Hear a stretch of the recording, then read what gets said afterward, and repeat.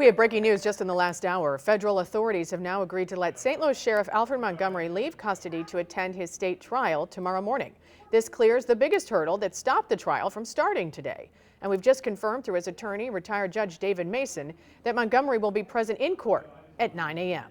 Our political editor, Mark Maxwell, was in the courtroom this morning for that surprise twist. Mark.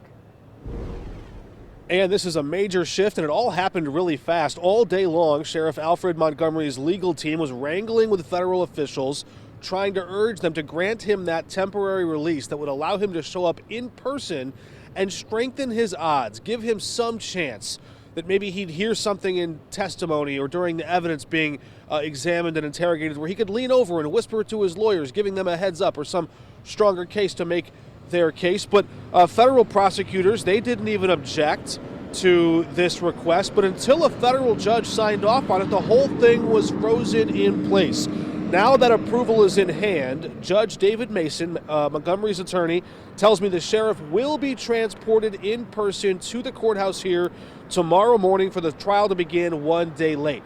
Here's a closer look at what was holding all this up. Remember, Montgomery is locked up in federal custody because federal prosecutors say he used a burner phone against a judge's instructions to try to contact and threaten witnesses even after that judge ordered him not to.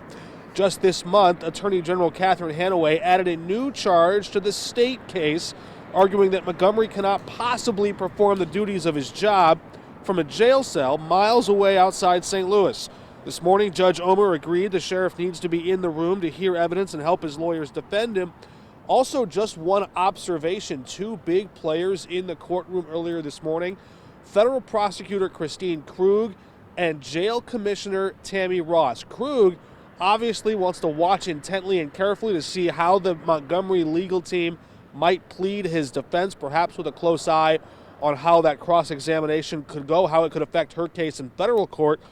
And Ross, ready to take the stand. Remember, she was the one placed in handcuffs when this whole scandal erupted back on Valentine's Day earlier this year. She'll be ready to kick things off tomorrow morning when this trial gets underway. Live downtown, Mark Maxwell, 5 on your side.